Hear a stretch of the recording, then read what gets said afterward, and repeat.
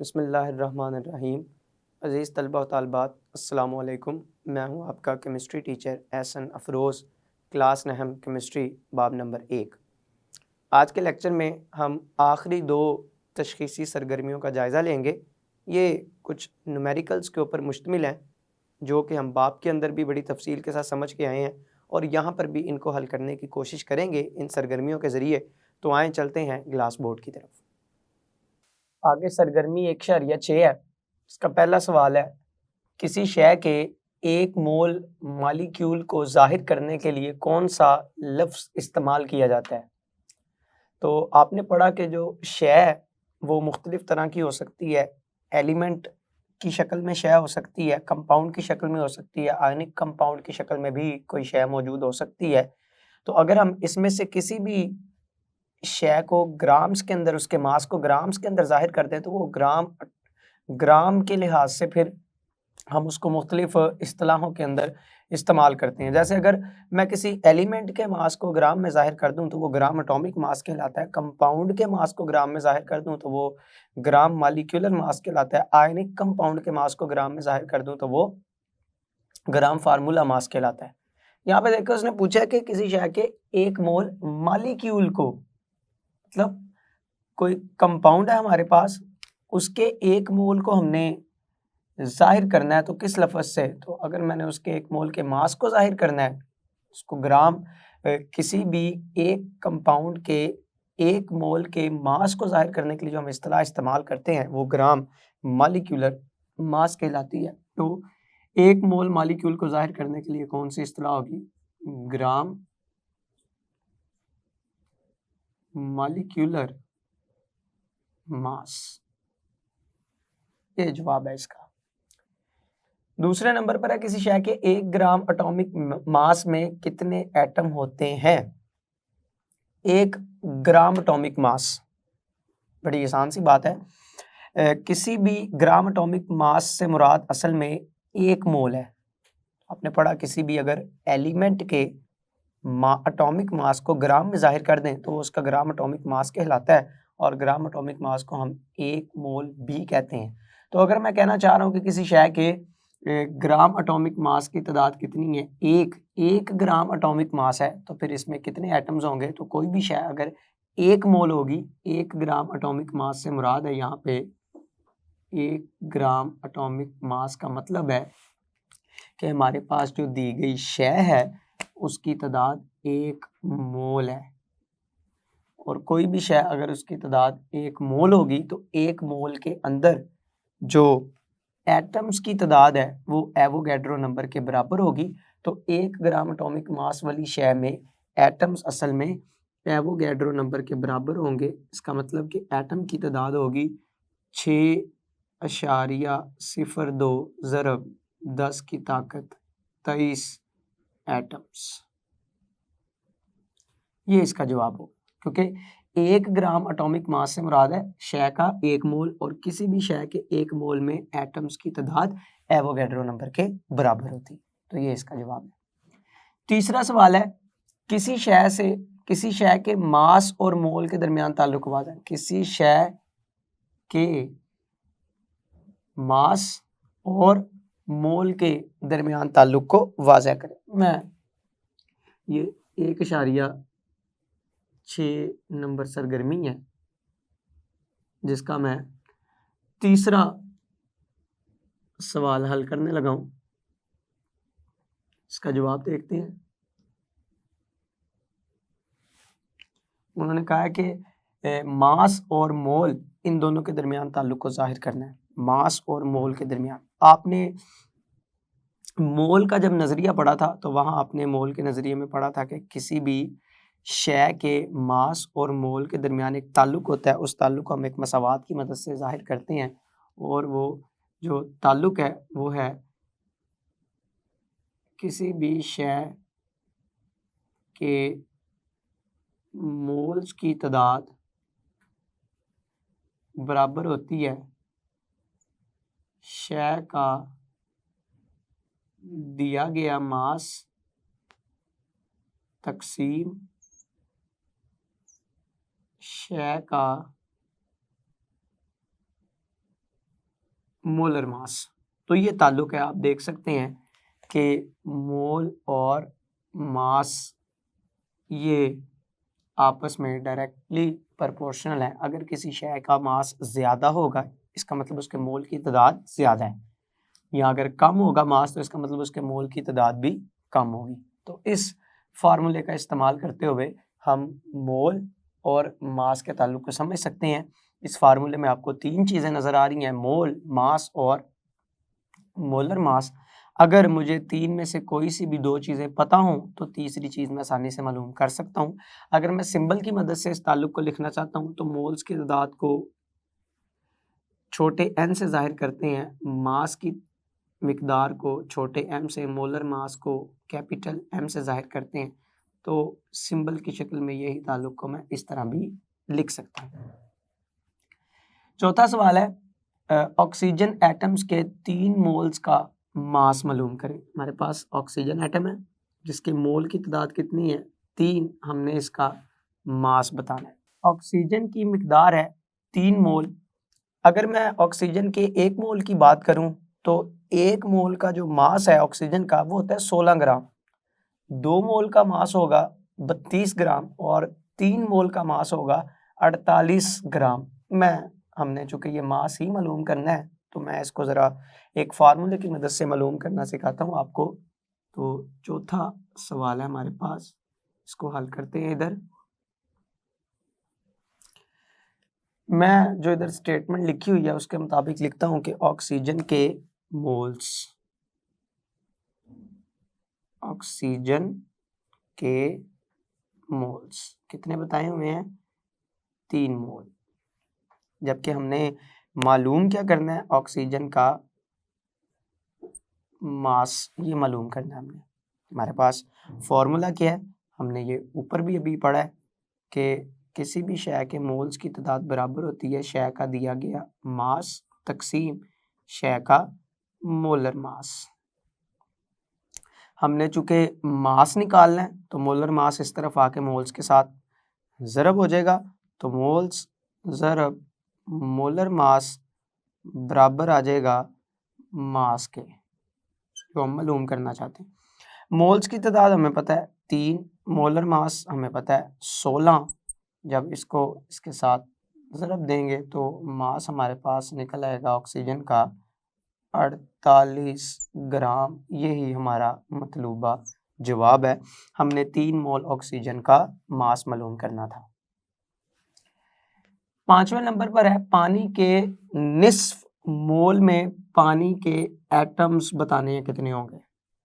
पानी के मोल्स की मिकदार हमें बता दी है और निस्फ आधा मोल पानी बताया गया है। तो 5वां सवाल है, इसको भी हल करते हैं न्यूमेरिकल की तरह का ये भी। तो पानी के मोल्स हमें बता दिए, पानी के मोल्स कितने बताए हैं, 0.5 मोल। और हमने बताना क्या है, पानी के एटम्स की तादाद। पानी के मोल बता दिए हैं और हमने बताना है कि पानी के कितने एटम्स इसके अंदर मौजूद होंगे। तो एटम्स की तादाद निकालने के लिए भी हमारे पास एक फॉर्मूला है।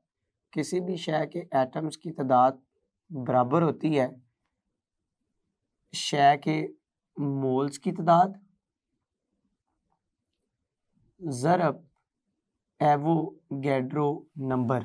ये फार्मूला हमने बाब नंबर 1 में बड़ी तफसील के साथ समझा हुआ पढ़ा हुआ है।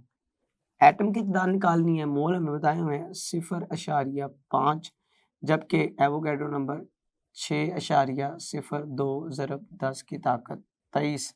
दोनों को आपस में ज़रब देंगे तो जवाब आएगा 3.01 ज़रब 10 की ताकत 23। ये हमारे पास पानी के निस्फ मोल के अंदर पानी के एटम्स की तादाद निकल आएगी और यही हमारा मतलूबा जवाब था। उसके बाद आखिरी सरगर्मी 1.7। इसका पहला सवाल है कि सोडियम के 3 मोल में सोडियम के कितने एटम्स होंगे और इनका मास क्या होगा। दो बातें हमने बतानी है, एक चीज़ हमें दी गई है। तो पहले तो मैं जो चीज़ें हमें बताई गई हैं उसके मुताबिक डाटा लिख लेता हूँ। पहला जुज़ है इसका 1.7 का। हमें बताया गया है कि सोडियम के मोल्स कितने होंगे। सोडियम के मोल्स ये हमें बताएंगे यहाँ कितने, 3 मोल्स। सोडियम के मोल की तादाद 3। मालूम हमने क्या करना है, हमने 3 मोल सोडियम में सोडियम के एटम्स बताने हैं और 3 मोल सोडियम का मास बताना है। ये दो चीज़ें हमने मालूम। पहले सोडियम के एटम्स निकालते हैं कि ये कितने होंगे। एटम्स के लिए आपने अभी ऊपर फॉर्मूला सीखा है कि कैसे निकालते हैं। मोल्स को एवोगैड्रो नंबर से ज़रब देकर, तो मैं लिखूंगा कि सोडियम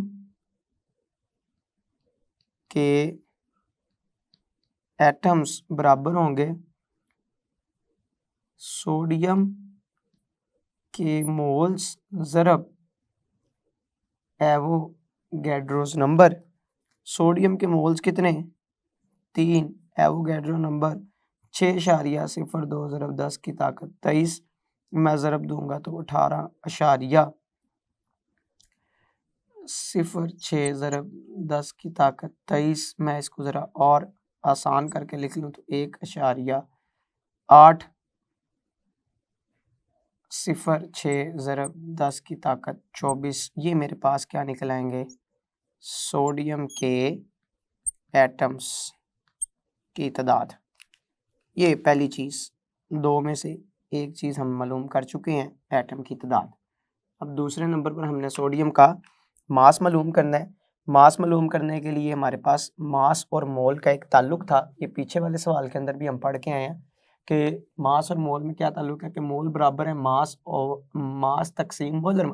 अगर मैं मास निकालना चाहता हूँ तो मोलर मास को इधर मोल के साथ ला के ज़रब दूंगा तो मेरे पास मास निकले। तो मास ही मैं निकालना चाहता हूँ, तो इसका मतलब मेरे पास फॉर्मूला क्या बनेगा कि सोडियम का मास बराबर है सोडियम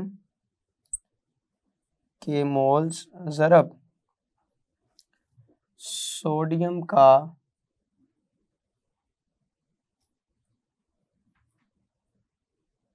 मोलर मास। तो सोडियम के ज़रा मोल्स देखें, सोडियम के मोल की तादाद बताई हुई है 3, जबकि सोडियम का मोलर मास होता है 23। मैं दोनों को ज़रब दूंगा तो मेरे पास जवाब आ जाएगा 69। तो सोडियम का मास कितना निकलेगा, 69 ग्राम।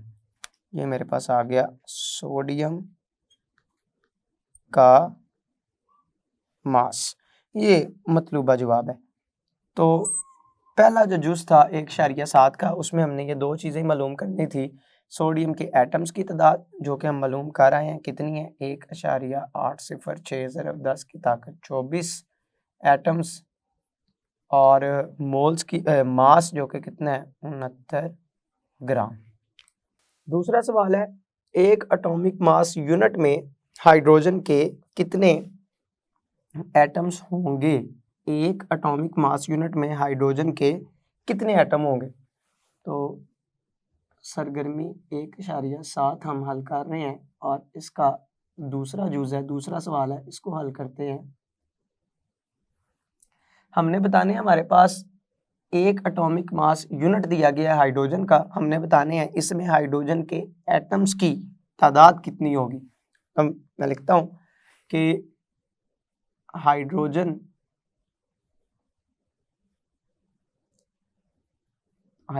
का मास जो मुझे बताया गया है वो 1 AMU बताया गया। हमने इसकी मदद से क्या बताने हैं, हाइड्रोजन के एटम्स की तादाद बतानी है। मैं जानता हूं कि 1 AMU अगर मैं इसको ग्राम्स के अंदर जाहिर करूं जो कि मास का असल में यूनिट है, तो फिर मैं लिखता हूं कि 1 AMU ये बराबर है 1.66 ज़रब 10 की ताकत -24 ग्राम। ये 1 AMU का मास है ग्राम के अंदर। मैं इस वैल्यू को ज़हन में रखता हूँ। अब मैं एटम्स की तादाद निकालने का फॉर्मूला जो आपने पिछले सवाल के अंदर भी अभी सीखा है कि किसी भी शय के जो एटम्स की तादाद है, जैसे कि यहाँ पे हाइड्रोजन के एटम्स की तादाद अगर हमने उसके मास की मदद से निकालनी हो, किसकी मदद से? मास की मदद से। अगर एटम की तादाद, मोल की मदद से नहीं, मास। वैसे एटम की तादाद के लिए आप फॉर्मूला पढ़ के आए हैं कि हाइड्रोजन के मोल्स ज़रब एवोगैड्रो नंबर, ये फॉर्मूला आप पिछले सवाल के अंदर पढ़ के आए हैं कि मोल्स को एवोगैड्रो नंबर से ज़रब दे देंगे। लेकिन हमें यहाँ पे मोल नहीं बताए हुए, हमें यहाँ पे एक AMU मास बताया हुआ है, और एक AMU से मुराद है 1.66 ज़रब 10 की ताकत -24 ग्राम।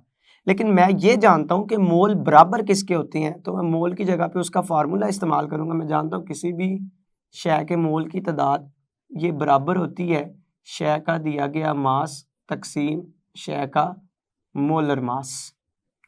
तो मैं यहाँ पे मोल की जगह पर उसका ये वाला फॉर्मूला इस्तेमाल करते हुए लिखूंगा हाइड्रोजन का मास तकसीम हाइड्रोजन का मोलर मास ज़रब एवोगैड्रो नंबर। अब मास एक AMU दिया गया, जिससे मुराद कितना था? जिससे मुराद था 1.66 ज़रब 10 की ताकत -24, जबकि मोलर मास मुझे पता है 1.008 ये ग्राम फी मोल, ये इसका मोलर मास हाइड्रोजन का। एवोगैड्रो मुझे पता 6.02 ज़रब 10 की ताकत 23। इस सारे को जब मैं हल करूँगा तो मेरे पास जो जवाब आएगा वो तकरीबन 9.99 ज़रब 10 की ताकत -1। मैं अशारिया को इधर से दाएं जानिब से जब बाएं जानिब लेके जाऊंगा तो 10 की ताकत में 1 जमा हो जाएगा, एक नंबर आगे लेके जाऊंगा तो इसमें 1 जमा हो जाएगा, 1 माइनस का 1 जमा का, तो 10 वैसे ही ख़त्म हो गया। तो मेरे पास इधर बच गया 0.999, ये इतने एटम्स बन गए। अगर मैं सिग्निफिकेंट फिगर का इस्तेमाल करूं, इन हिंसों का इस्तेमाल करूं, तो फिर 0.99 से मुराद तकरीबन 1 एटम है। इसका मतलब हाइड्रोजन के एटम्स की तादाद कितनी होगी? 1। हाइड्रोजन के एटम्स की तादाद ये कितनी होनी चाहिए? 1 होनी चाहिए। अगर हमारे पास हाइड्रोजन कितना है? 1 AMU, तो इसका मतलब 1 एटम का मास बताया गया हाइड्रोजन के। तीसरे नंबर पर है कि 16 ग्राम ऑक्सीजन और 8 ग्राम सल्फर दोनों में बताना है कि एटम्स की तादाद कितनी होगी। मैं तीसरे सवाल को भी इधर न्यूमेरिकल जैसा इसको हल करते हैं। इधर ऑक्सीजन की हमें बताई गई है मिकदार ग्राम्स में 16 और सल्फर की बताई गई है 8 ग्राम, और हमने इनके एटम्स की तादाद बतानी है।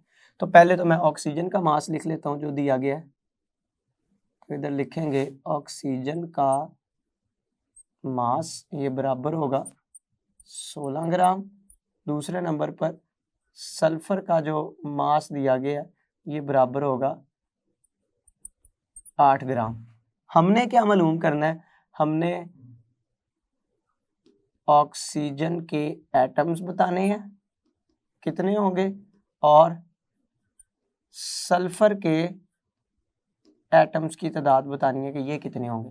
एटम की तादाद मालूम करने के लिए आपने पीछे मुख्तलिफ सवालों के अंदर ये फार्मूला सीख लिया हुआ है कि एटम्स की तादाद, मैं पहले ऑक्सीजन के एटम निकालता हूँ। तो आपने फार्मूला पढ़ा कि ऑक्सीजन के एटम्स ये बराबर होते हैं ऑक्सीजन के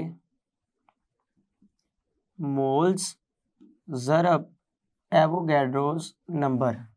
लेकिन हमें तो मोल नहीं बताए गए, हमें तो मास बताया गया। तो मोल्स को मालूम करने का भी एक फार्मूला होता है, और वो भी आपने पढ़ रखा हुआ है कि किसी भी शय के मोल्स की तादाद बराबर होती है शय का दिया गया मास तकसीम शय का मोलर मास। तो मैं मोल्स की जगह पर उसका ये वाला ताल्लुक इस्तेमाल करूंगा। तो मैं लिखूंगा ऑक्सीजन का मास तकसीम ऑक्सीजन का मोलर मास ज़रब एवोगैड्रो नंबर। और ऑक्सीजन का मास 16 बताया गया, इसका मोलर मास भी 16, जबकि एवोगैड्रो 6.02 ज़रब 10 की ताकत 23। तो मेरे पास जो जवाब आएगा इसको हल करके वो 6.02 ज़रब 10 की ताकत 23 एटम्स। तो ये मेरे पास क्या निकल आएंगे, ऑक्सीजन के 16 ग्राम के अंदर ऑक्सीजन के एटम्स की तादाद, जो कि मेरा मतलूबा जवाब होगा ऑक्सीजन के लिए। अब दूसरे नंबर पर हमने यही काम करना है किसके लिए, सल्फर के लिए भी। अब सल्फर के लिए भी फॉर्मूला इसी तरह से लिखेंगे कि सल्फर के एटम्स बराबर होते हैं सल्फर के मोल्स ज़रब एवोगैड्रो नंबर। लेकिन मसला ये कि हमारे पास तो मोल नहीं है, हमारे पास तो मास है सल्फर का, तो फिर हमें इस मोल की जगह पे इसका भी फार्मूला इस्तेमाल करना पड़ेगा। और मोल मालूम करने का फार्मूला आप लोग जान चुके हैं कि सल्फर का मास तकसीम सल्फर का मोलर मास, तो ये सल्फर के मोल निकल आएंगे। तो मैं मोल की जगह पे उसका ये फार्मूला इस्तेमाल करूँगा, सल्फर का मास तकसीम सल्फर का मोलर मास ज़रब एवोगैड्रो नंबर। सल्फर का मास दिया गया है 8, जबकि इसका मोलर मास होता है 32 ग्राम फी मोल। तो 8 को 4 पर तकसीम करके जो जवाब आएगा उसको मैं एवोगैड्रो नंबर से ज़रब दूंगा। एवोगैड्रो नंबर क्या है, 6.02 ज़रब 10 की ताकत 23। तो इस सारे को हल करके मेरे पास जवाब आएगा 1.505 ज़रब 10 की ताकत 23 एटम्स। तो ये मेरे पास सल्फर के 8 ग्राम के अंदर सल्फर के एटम्स की तादाद निकल आएगी, और यही मेरा मतलूबा जवाब था दी गई स्टेटमेंट के मुताबिक। आगे सवाल नंबर 4 है, कार्बन के एक एटम और कार्बन के 1 ग्राम एटम का क्या मतलब है। एक एटम और 1 ग्राम एटम, इन दोनों में क्या फ़र्क है या इसका मतलब क्या होगा।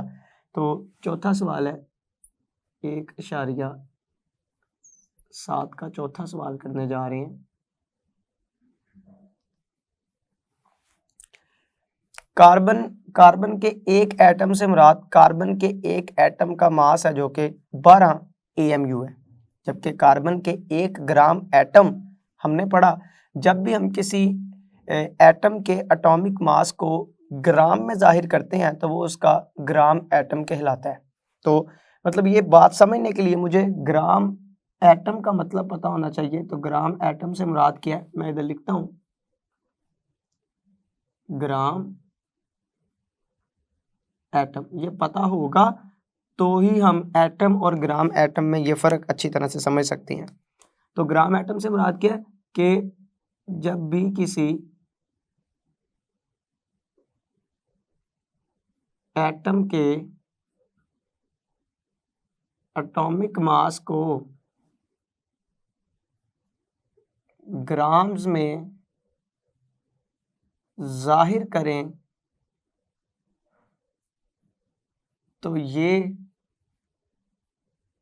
उसका 1 मोल या ग्राम एटम या ग्राम एटॉमिक मास कहलाता है। जब भी किसी एटम के एटॉमिक मास को ग्राम्स में जाहिर किया जाए तो ये उसका क्या कहलाएगा, ग्राम एटम कहलाएगा।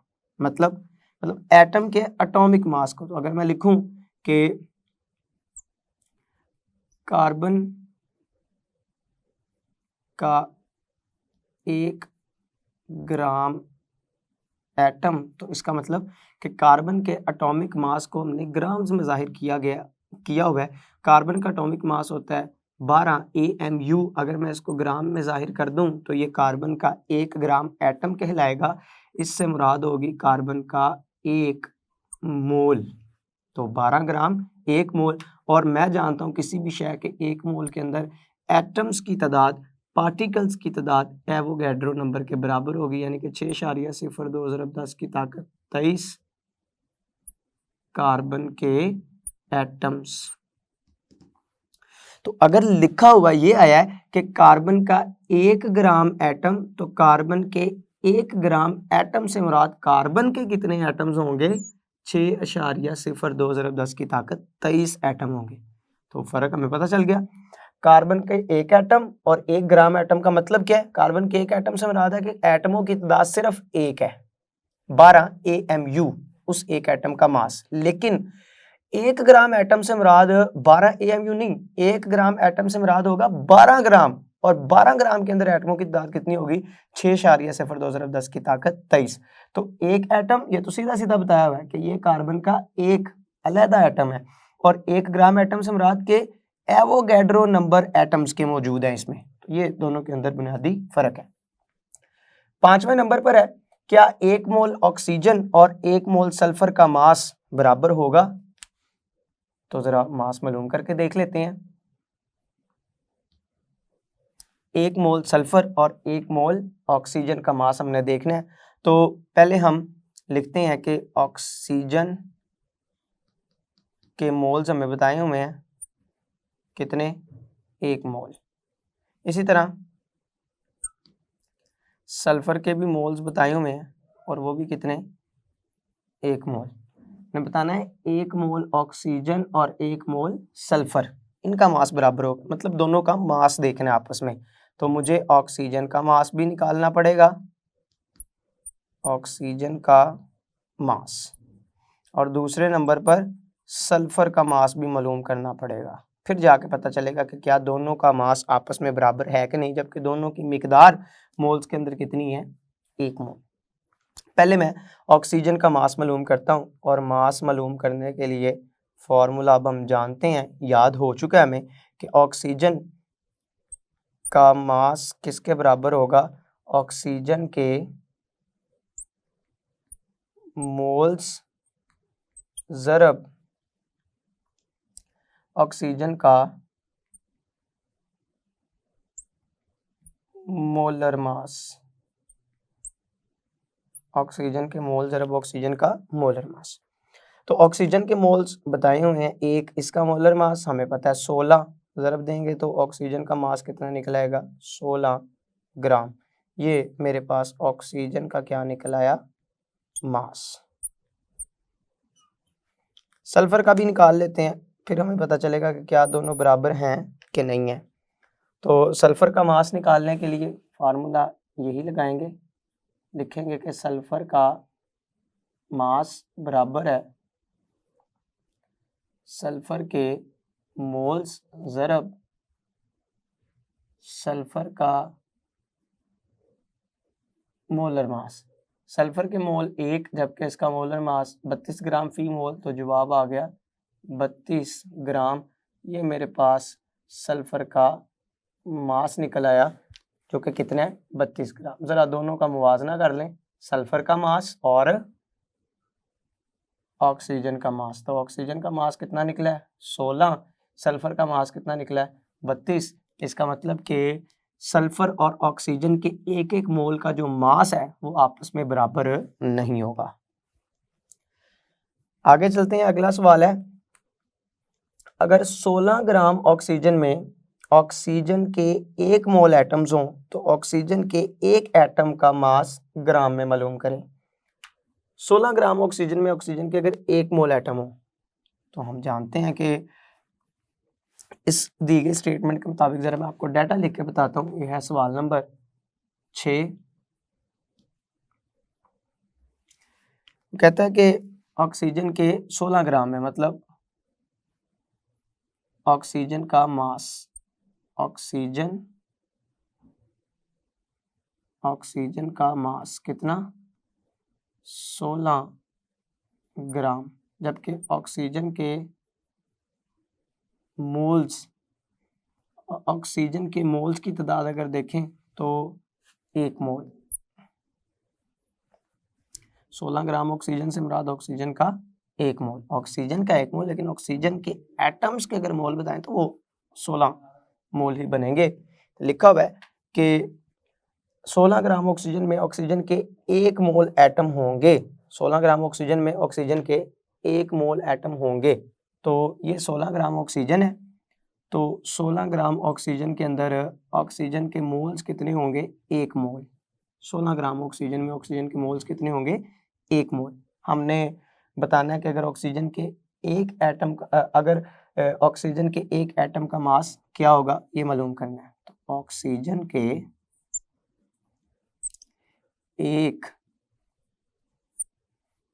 एटम का मास ये हम मालूम करना चाहते हैं। दो बातें हमें पता है कि अगर ऑक्सीजन का मास 16 ग्राम है तो इसका मतलब ऑक्सीजन का मोल 1 होगा। हमने ऑक्सीजन के एटम का मास बताना है, ऑक्सीजन के एटम का मास बताना है। मैं ये बात जानता हूं कि अगर मेरे पास किसी भी शय का 1 मोल हो, ऑक्सीजन का ही 1 मोल है, तो ऑक्सीजन का 1 मोल बराबर होगा 16 ग्राम ऑक्सीजन के। और किसी भी शय के 1 मोल के अंदर एटम की तादाद कितनी होती है? Avogadro number. मतलब 6.02 ज़रब 10 की ताकत 23 एटम्स ऑक्सीजन के। तो 1 मोल ऑक्सीजन से मुराद ऑक्सीजन के कितने एटम हैं? 6.02 ज़रब 10 की ताकत 23, जिनका मास कितना है? 16 ग्राम जिनका मास है। तो मैं इस तरह भी लिख सकता हूं कि ऑक्सीजन के 6.02 ज़रब 10 की ताकत 23 एटम्स का मास ये किसके बराबर है? 16 ग्राम के बराबर है। इतने एटम्स अगर हों तो फिर 16 ग्राम बनता है, यानी कि 1 मोल बनता है। तो इतने एटम्स का मास 16 ग्राम होगा। इतने एटम्स का मास 16 ग्राम होगा। मैंने एक एटम का मास निकालना है। अगर मैं इतने एटम्स की बजाय ऑक्सीजन के एक एटम का मास निकालना चाहता हूं तो ऑक्सीजन के एक एटम का मास, तो एक का निकालने के लिए ये जो 16 है इसको मैं तकसीम कर दूंगा ये एवोगैड्रो नंबर के साथ 6.02 ज़रब 10 की ताकत 23 के साथ। तो इस तरह से मेरे पास ऑक्सीजन के एक एटम का मास निकल आएगा जब 16 को मैं 6.02 से 6.02 ज़रब 10 की ताकत 23 से तकसीम करूंगा तो मेरे पास ऑक्सीजन के एक एटम का मास निकल आएगा। मैं जानता हूं कि एवोगैड्रो तादाद में अगर एटम्स हों तो उनका मास 16 ग्राम है। इनकी बजाय मैं सिर्फ एक एटम का निकालना चाहता हूं तो इसका मतलब ये पूरा लफ्ज़, ये पूरी वैल्यू यहाँ से जब निकल कर उस तरफ जाएगी तकसीम हो जाएगी, इधर पीछे एक ही बचेगा। तो एक एटम का मास इस तकसीम करने से मेरे पास हासिल होगा। वैल्यू होगी 2.65 ज़रब 10 की ताकत -23 ग्राम। ये मेरे पास मतलूबा जवाब आ जाएगा। ऑक्सीजन के एक एटम का मास निकल आएगा मेरे पास। हमें बताया गया था कि ऑक्सीजन का मास 16 ग्राम है, जिससे मुराद ऑक्सीजन के मोल्स कितने हैं? 1 मोल। हमने ऑक्सीजन के एक एटम का मास बताना था। मैं जानता हूं कि ऑक्सीजन के अगर इतने एटम्स हों, ये इतने एटम्स हों तो इनका मास 16 ग्राम होता है। एक एटम का मास कितना होगा? 16 तकसीम एवोगैड्रो। तो मेरे पास जवाब आएगा 2.65 ज़रब 10 की ताकत -23 ग्राम। अगला सवाल है, ऑक्सीजन एटम का 1 मोल हाइड्रोजन एटम के 1 मोल से कितने गुना वजनी होगा? हाइड्रोजन के 1 मोल से ऑक्सीजन एटम का 1 मोल कितना भारी होगा? अगर मैं बताना चाहता हूं कि कितने गुना वजनी है तो फिर मुझे इनका मास मालूम होना चाहिए, दोनों का, हाइड्रोजन के 1 मोल का भी और ऑक्सीजन के 1 मोल का भी। अगर मुझे मास पता होगा तो ही मैं इनके वजन की मुनासबत से बता सकता हूँ कौन सा हल्का है कौन सा भारी है। तो सवाल नंबर 7 को हल करते हैं। यहाँ पे तो मुझे मोल्स के अंदर मिकदार बताई हुई है ऑक्सीजन के भी और हाइड्रोजन के भी। तो ऑक्सीजन के मोल्स की तादाद कितनी बताई हुई है, 1 मोल। इसी तरह से हाइड्रोजन के मोल्स की तादाद कितनी बताई हुई है, ये भी 1 मोल। चूँकि मैं इनका वज़न बताना चाहता हूँ, मुझे इनका मास पता होना चाहिए, तो मास के लिए आप लोगों ने फार्मूले सीखे हुए हैं कि ऑक्सीजन का मास कैसे मालूम करेंगे। फार्मूला लगाएंगे, ऑक्सीजन का मास ये बराबर होगा ऑक्सीजन के मोल्स ज़रब ऑक्सीजन का मोलर मास, ऑक्सीजन का मोलर मास। इसी तरह अगर मैंने हाइड्रोजन का मास निकालना है, तो हाइड्रोजन का मास बराबर होगा हाइड्रोजन के मोल्स ज़रब हाइड्रोजन का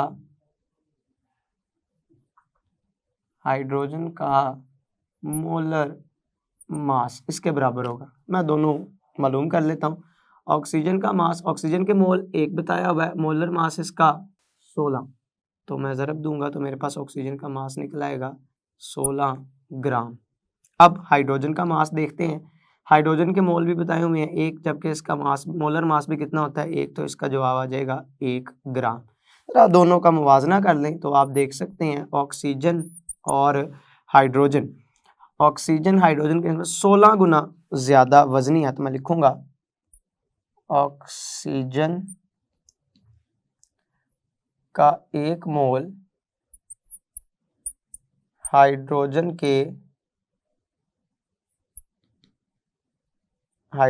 के 1 मोल से 16 गुना वजनी है। आखिरी सवाल है कि 10 ग्राम नाइट्रोजन गैस में मौजूद मॉलिक्यूल्स की तादाद कितनी। नाइट्रोजन गैस है 10 ग्राम, इसमें मॉलिक्यूल की तादाद 10 ग्राम कार्बन मोनोऑक्साइड में मॉलिक्यूल्स की तादाद के बराबर क्यों होती है। आपने ये बात बड़ी तफसील के साथ समझी हुई है कि मॉलिक्यूल्स की तादाद का दारोमदार असल में मोल्स की तादाद के ऊपर होता है। अगर तो 10 ग्राम नाइट्रोजन के मोल्स की तादाद और 10 ग्राम कार्बन मोनोऑक्साइड के मोल्स की तादाद आपस में बराबर हुई, तो इसका मतलब है कि दोनों के मॉलिक्यूल्स की तादाद भी आपस में बराबर होगी। जरा निकाल के देख लेते हैं कि क्या इनके मोल्स की तादाद आपस में बराबर है।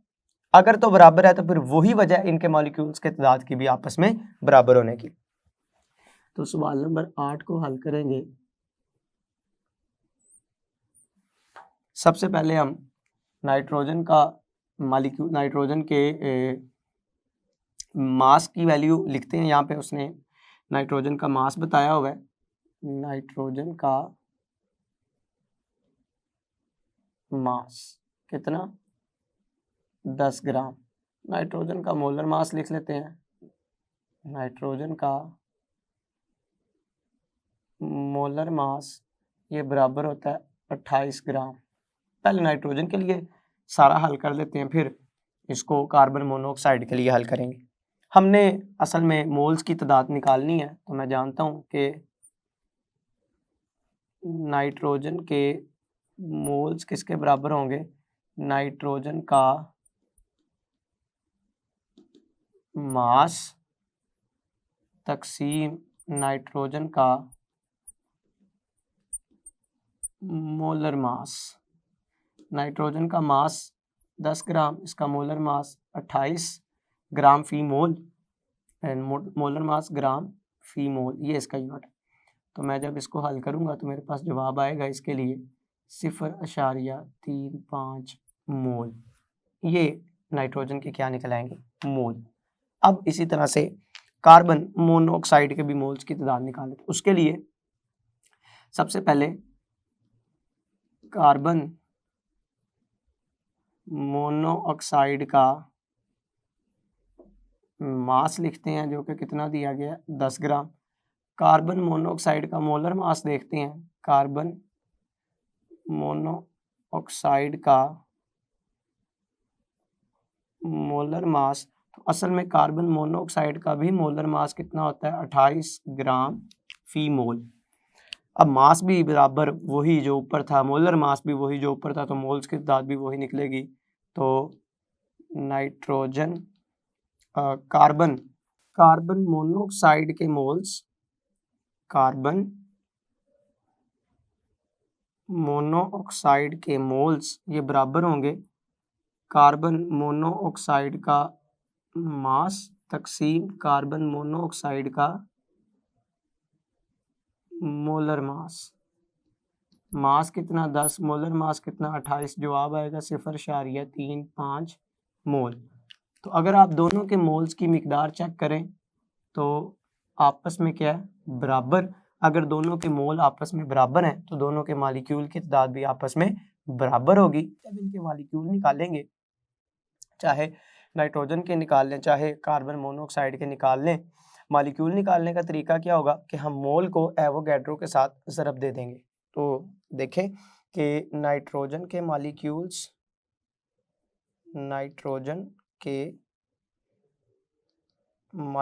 बराबर होंगे नाइट्रोजन के मोल्स ज़रब एवोगैड्रो नंबर। इसी तरह से कार्बन मोनोऑक्साइड के मालिक्यूल्स ये बराबर होंगे कार्बन मोनोऑक्साइड के moles ज़रब Avogadro number.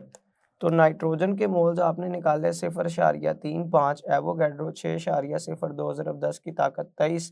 Carbon mono के मोल्स निकाले 0.35, एवोगैड्रो 6.02 ज़रब 10 की ताकत 23।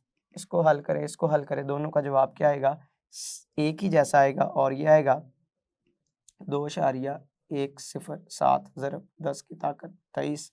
ये भी 2.107 ज़रब 10 की ताकत 23। तो आप देख सकते हैं दोनों के मालिक्यूल्स आपस में बराबर होने की जो असल वजह है वो इनके मोल्स का आपस में बराबर होना है। तो ये हम बता चुके हैं कि क्यों बराबर है इनके मालिक्यूल्स, क्योंकि इनके मोल्स की तादाद आपस में बराबर है। अजीज़ तलबा तलबात, आज के लेक्चर में आपने आखिरी 2 तशख़ीसी सरगर्मियाँ इनको समझा है, इनको प्रैक्टिस भी किया होगा। मैं उम्मीद करता हूँ आप इनको घर में अच्छी तरह से याद भी करेंगे और मज़ीद प्रैक्टिस करेंगे। अल्लाह ताला आपका हामी व नासिर है। अस्सलामु अलैकुम।